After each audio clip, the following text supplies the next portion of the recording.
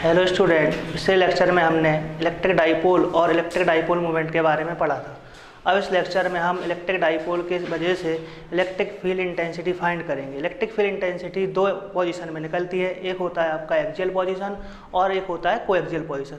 सबसे पहले हम बात करेंगे एक्सियल पोजीशन की। आइए देखते हैं। यहाँ पर हमारे पास डाइपोल है।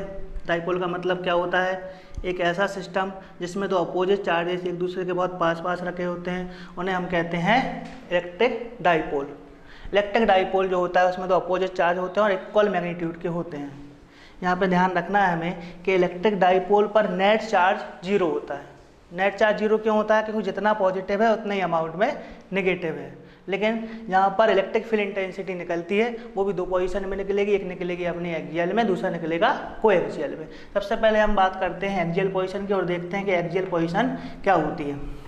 ये हमारे पास एक डाइपोल है जिसमें हमने दो डिफरेंट चार्जेस को एक डिस्टेंस से सेपरेट करा है।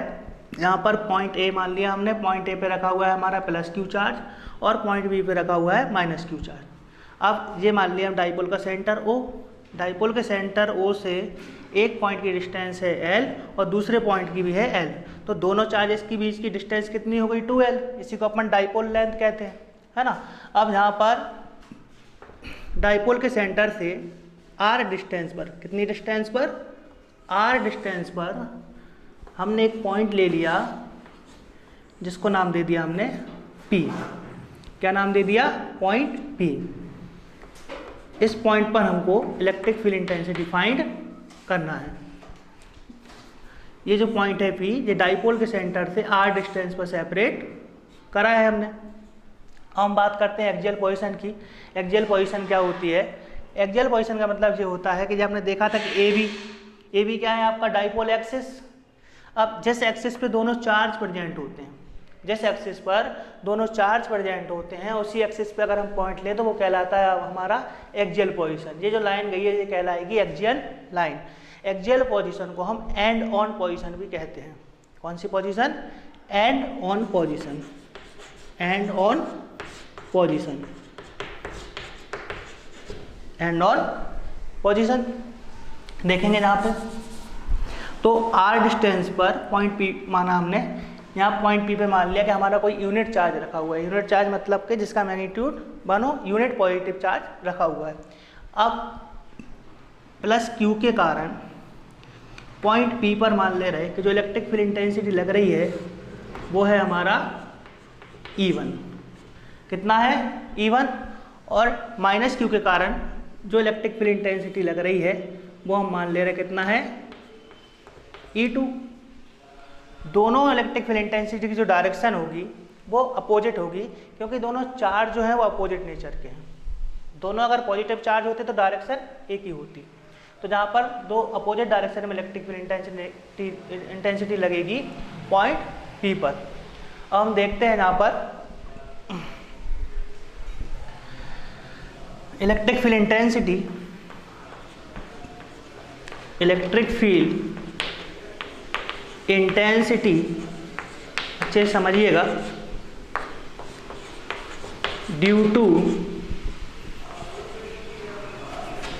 Plus Q charge, positive charge के कारण लिखेंगे अपन। ड्यू टू पॉजिटिव चार्ज है प्लस क्यू चार्ज, कितनी लग रही है? यहाँ पे लग रही है ये E1। कितनी लग रही है? E1। तो ये हो जाएगा हमारे पास फॉर्मूला क्या होता है? 1/4 pi epsilon naught Q upon R square. ये फॉर्मूला होता है, लेकिन जहाँ पे हम R स्क्वायर नहीं रखेंगे। R तो वो दोनों चार्जेस को सेपरेट करने वाली डिस्टेंस थी, तो हमें यहाँ पे डिस्टेंस का स्क्वायर रखना है। तो प्लस Q से पॉइंट P तक की डिस्टेंस अभी हमारे पास नहीं है, इसलिए हम क्या रख देंगे यहाँ पर? AP का स्क्वायर। क्या रख देंगे? AP का स्क्वायर। लेकिन यहाँ पर हम AP फाइंड कर सकते हैं। कैसे फाइंड कर सकते हैं? देखो जरा डायग्राम में देखना। हमें फाइंड करना है AP, प्लस Q से लेके पॉइंट P तक की डिस्टेंस हमें फाइंड करना है। तो जहाँ पे हम देखेंगे तो टोटल हमारे पास OP है, O से लेकर P तक की डिस्टेंस कितनी है, OP, और इस पूरी डिस्टेंस में से अगर हम ये वाली डिस्टेंस माइनस कर दें, मतलब OA को माइनस कर दें, तो हमारे पास AP निकल कर आता है। नहीं समझ आया? चीज़ें इतने आसानी से कहाँ समझ आती हैं? देखो ज़रा, हमारे पास डाइपोल के सेंटर से पॉइंट P तक की डिस्टेंस कितनी है, R है, और O से लेकर A कितना है, L। अगर इस पूरे R में से, इस पूरी डिस्टेंस में से ये वाली डिस्टेंस अगर हम माइनस कर दें तो हमारे पास क्या निकल के आ जाएगा, बची हुई डिस्टेंस आ जाएगी AP। तो इसको लिख सकते हैं हम यहाँ पर AP is equal to R minus L, लिख सकते हैं। AP की वैल्यू यहाँ पे R माइनस L। यहाँ पर टोटल डिस्टेंस हमारे पास O से लेके P कितनी है, R है। दोबारा देख लो जरा, अच्छे से समझ में आना चाहिए। R है, और O से लेके A यहाँ पे L है। अगर हमें यहाँ पे पूरा डिस्टेंस निकालना है, ये वाला डिस्टेंस निकालना है AP, तो इस पूरी डिस्टेंस में से ये वाली डिस्टेंस अगर माइनस करेंगे तो बची हुई डिस्टेंस हमारे पास आ जाएगी, आएगी कि नहीं आएगी, कितना आएगा, AP आ जाएगा। इसी तरह देखो आप, टोटल डिस्टेंस है हमारे पास R, उसमें से अगर हम L निकाल देंगे तो हमारे पास बची हुई डिस्टेंस आ जाएगा AP, आ जाएगा। तो देखो ज़रा, तो इसको लिख सकते हैं हम E1 is equal to 1/4 pi epsilon naught Q upon R minus L का स्क्वायर। AP की वैल्यू पुट कर दी।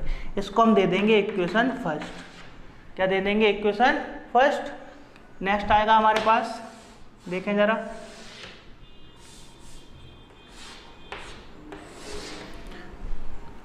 Electric field intensity due to a negative charge.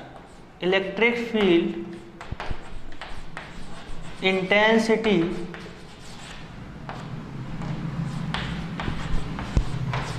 Due to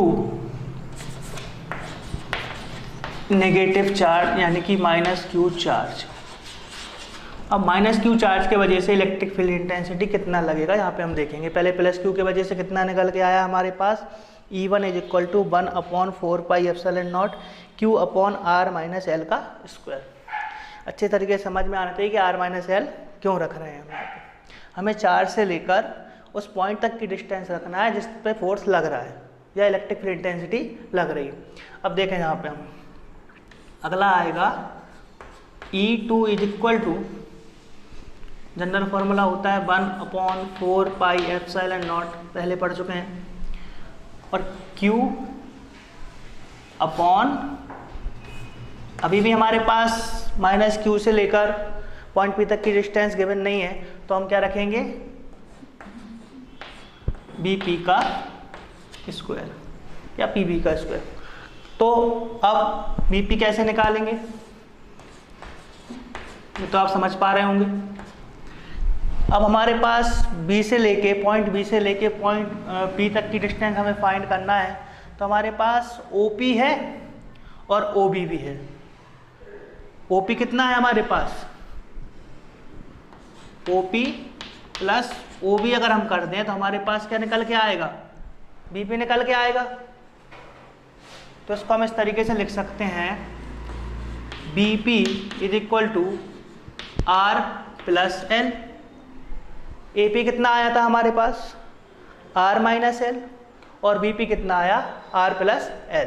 तो इस तरीके से इसको लिख पाएंगे हम, E2 is equal to 1/4 pi epsilon naught Q upon R plus L का होल स्क्वायर। इसको देंगे हम equation second.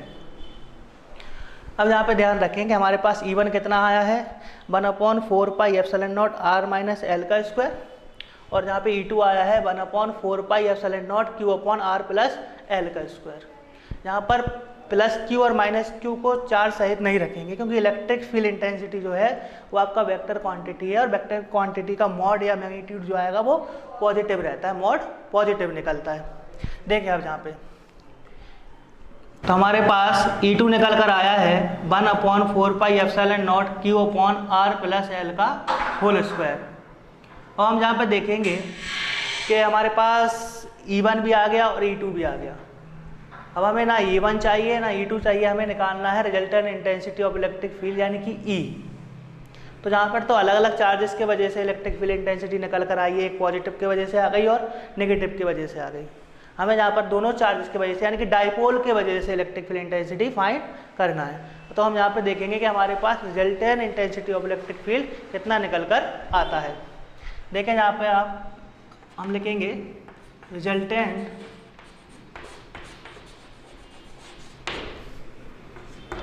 Intensity of electric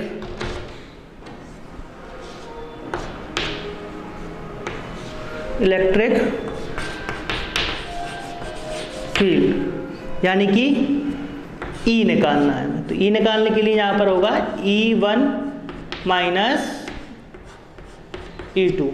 क्यों होगा? क्योंकि यहाँ पर जो E1 है, E1 जो है वो बड़ा है E2 से। E1 बड़ा है E2 से कैसे? जहाँ पर आप देख रहे हैं कि डाइपोल जो है इलेक्ट्रिक डाइपोल का पॉजिटिव चार्ज पॉइंट बी के ज़्यादा पास में और नेगेटिव चार्ज जो है पॉइंट बी से दूर है। तो हमारे पास जनरल फार्मूला जो आता है इलेक्ट्रिक फील्ड इंटेंसिटी का, उस फॉर्मूले से E का रिलेशन R के साथ रहता है इन्वर्सली, R के स्क्वायर का इन्वर्सली रहता है। इसका मतलब ये होगा जितनी ज़्यादा डिस्टेंस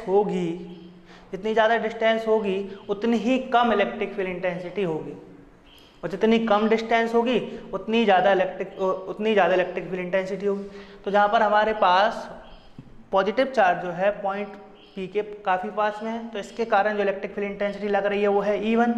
तो E1 ग्रेटर देन E2 और नेगेटिव चार्ज दूर है तो E2 लेस देन E1। तो आगे देखेंगे हम टोटल इंटेंसिटी। तो ये तो हमारे पास निकल कर आया E equal to E1 minus E2। अब हम देखेंगे बाय इक्वेशन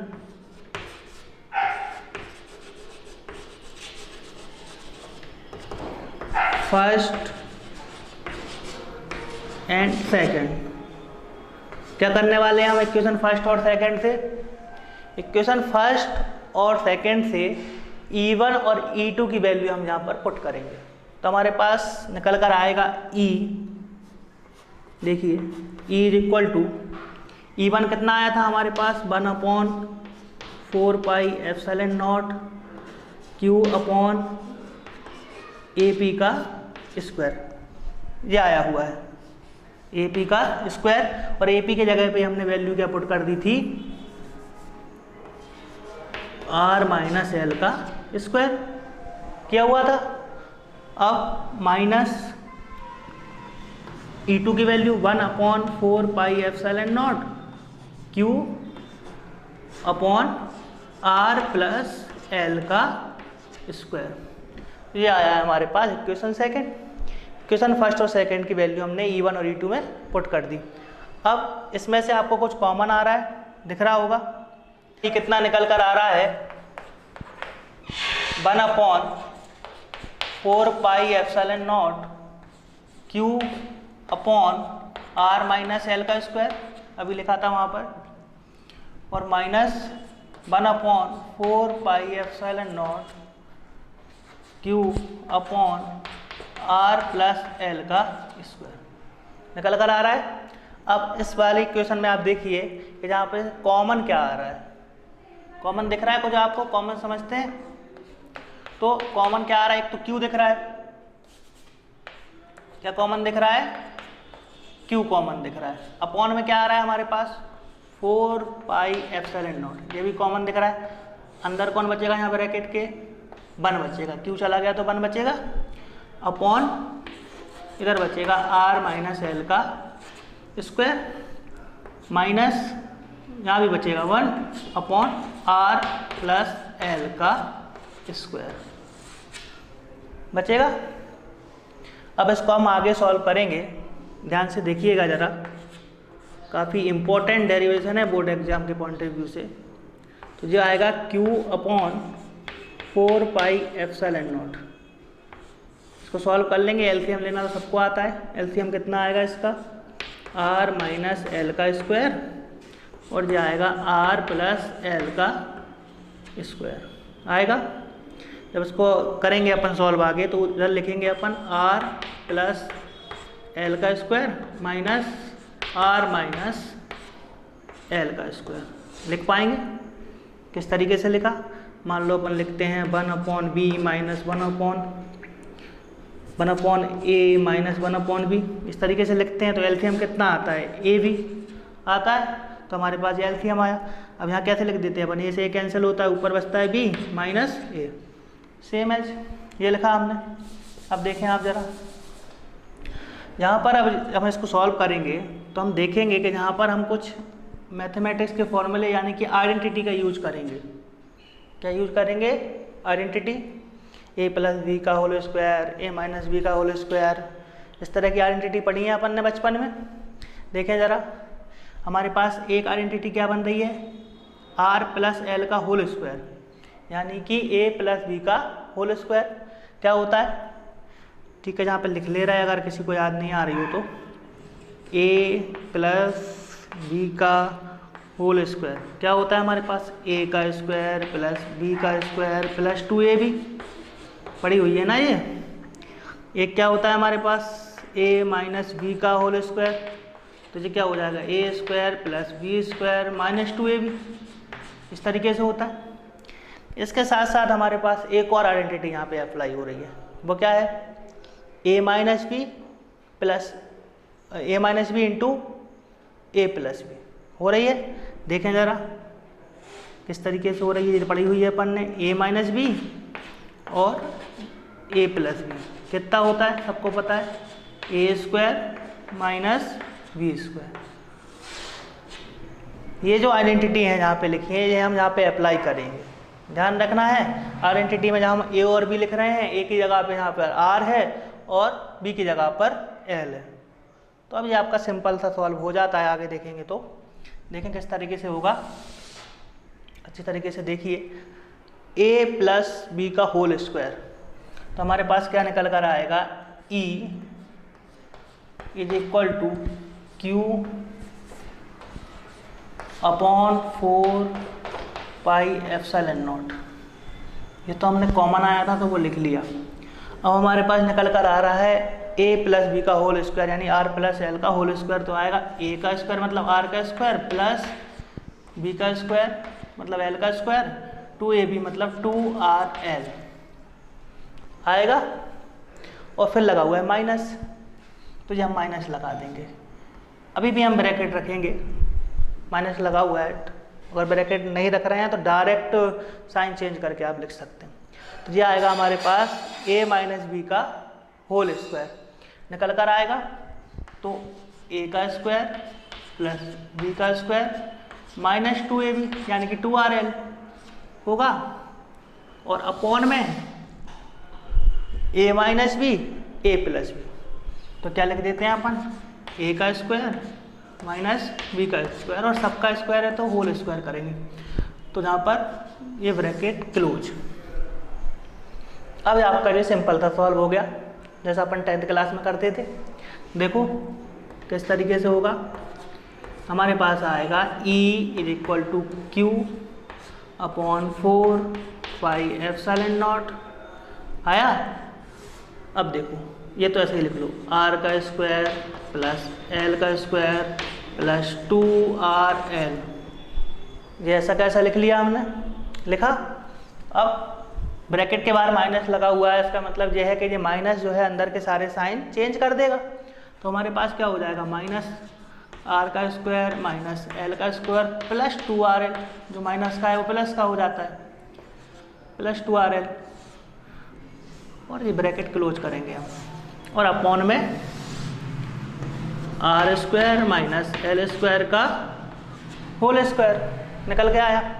अब हम देखेंगे, इसको सॉल्व करेंगे, आर स्क्वायर प्लस का, ये आर स्क्वायर प्लस का, ये आर स्क्वायर माइनस का आपस में कैंसिल हुए, एल स्क्वायर प्लस का एल स्क्वायर माइनस का आपस में कैंसिल हुए। अब क्या बचा हमारे पास, प्लस 2RL और 2RL कितने हो जाएंगे, 2 और 2 कितने होते हैं, 4।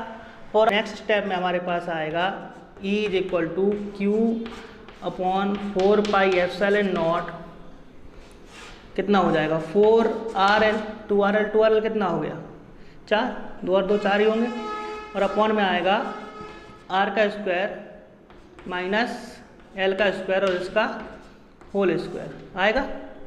अब इसको हम लिख सकते हैं इस तरीके से E is equal to Q upon 4πε0, इधर इसको हम लिखेंगे 2L into 2R upon R square minus L square का whole square.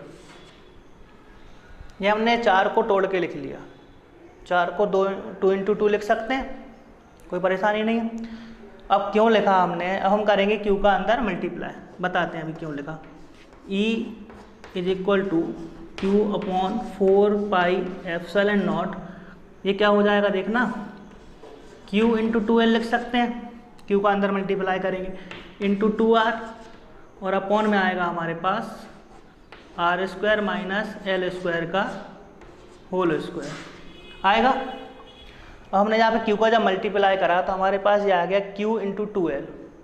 Q into 2L क्या होता है, ये हमारे पास एक फॉर्मूला पिछले लेक्चर में हमने पढ़ा था, P is equal to Q into 2L।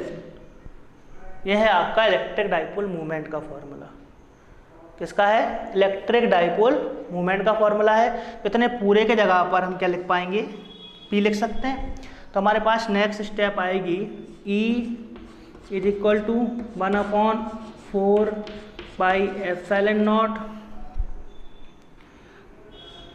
Q into 2L की जगह पे लिखेंगे P into 2R upon R square minus L square का होल स्क्वायर लिख पाएंगे। आइए अब हम आगे देखते हैं क्या करना है। तो हमारे पास यह आया E is equal to 1/4πε0 P into 2R, और ये लिखा हुआ है अपॉन में R square minus L square का होल स्क्वायर। अब हम यहाँ क्या देखते हैं, R ग्रेटर देन L। अभी हमने डायग्राम बनाया था, R क्या था, डाइपोल के सेंटर से पॉइंट P तक की डिस्टेंस, जहाँ हमने यूनिट पॉजिटिव चार्ज रखा हुआ है वहाँ तक की डिस्टेंस, और L क्या है आपका, सेंटर से लेके एक चार्ज तक की डिस्टेंस। तो L क्या है, बहुत लीस्ट डिस्टेंस है, R के कंपैरिजन में बहुत छोटी होती है, इसलिए हम क्या करेंगे, हेंस जब L बहुत छोटा होता है तो L का स्क्वायर तो उससे भी ज़्यादा छोटा हो जाएगा। तो hence L square can be neglected. तो ऊपर वाली जो इक्वेशन है हमारे पास, उसमें से हम L स्क्वायर को नेगलेक्ट कर देंगे तो हमारे पास क्या निकल कर आएगा, देखेंगे ज़रा। E is equal to 1/4πε0 P into 2R, P into 2R upon में कितना आएगा, L स्क्वायर को जब नेगलेक्ट कर चुके हैं तो अंदर बचेगा R स्क्वायर, और ब्रैकेट का भी स्क्वायर है तो R की पावर 4 निकल कर आएगा हमारे पास। क्या निकल कर आएगा, R की पावर 4। देखिए आप इतना निकल कर आया हमारे पास E इज इक्वल टू 1/4πε0, अभी लिखा था वहाँ पर 2P into R upon R की पावर 4, ये निकल कर आया। क्योंकि L स्क्वायर को हमने नेगलेक्ट मान लिया तो हमारे पास बचा R का स्क्वायर, और ब्रैकेट का स्क्वायर था तो R की पावर कितनी हो गई, 4। इस तरीके से अगर R की स्क्वायर है और ऊपर पावर 2 है तो 4 हो जाएगी। अब देखो यहाँ पर एक R से एक R कैंसिल हो गया तो हमारे पास क्या निकल कर आ गया, E is equal to 1/4πε0 2P upon R to the power 3। तो ये आता है हमारे पास, इसकी यूनिट हो जाएगी न्यूटन पर कूलम। ये आता है हमारे पास इलेक्ट्रिक डाइपोल के कारण एक्सियल पोजीशन में इलेक्ट्रिक फील्ड इंटेंसिटी का फॉर्मूला क्या आया, इज इक्वल टू 1/4πε0 2p/r⁻3। तो ये था हमारे पास डायपोल के कारण एक्सियल लाइन में या एक्सियल पोजीशन में इलेक्ट्रिक फील्ड इंटेंसिटी का फॉर्मूला। अब नेक्स्ट वीडियो में हम डिस्कस करेंगे इलेक्ट्रिक डायपोल के कारण कोएक्सियल पोजीशन में इलेक्ट्रिक फील्ड इंटेंसिटी का फॉर्मूला। अगर इस डेरिवेशन से संबंधित कोई भी डाउट अगर आपको आते हैं तो आप उसे कमेंट में पूछ सकते हैं। धन्यवाद।